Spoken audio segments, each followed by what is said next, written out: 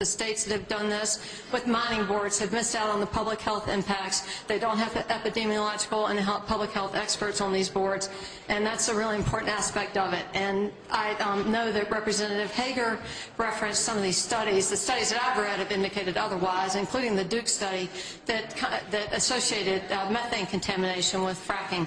And that's when you turn on your faucet and you can light your water on fire. That's from the methane that's released from fracking. So there are a number of issues associated with fracking that I think we need to take a lot more time to study. There's really no reason to be pushing this. I went to one of those hearings and there were very few people in that audience that were interested, and there were a lot of folks who are actually quite horrified and freaked out and worried about what this meant for our state. It's what my father told me one time. He says, you can go and give and compromise, but there comes a point you have to stop. And so I have personally reached that point, and I will be opposing all further amendments as they come forward, and I'd ask you to oppose this one.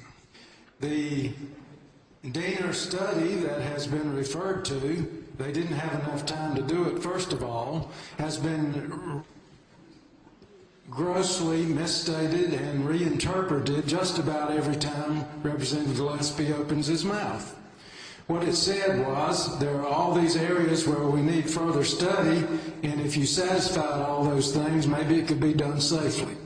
It continually gets misstated as saying Diener says we can do this safely. They said no such thing.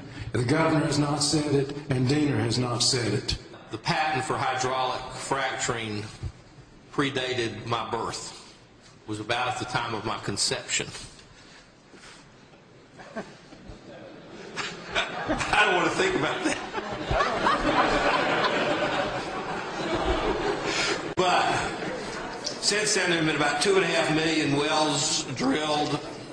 There's been a lot of study. It's time to move on to the next area of study.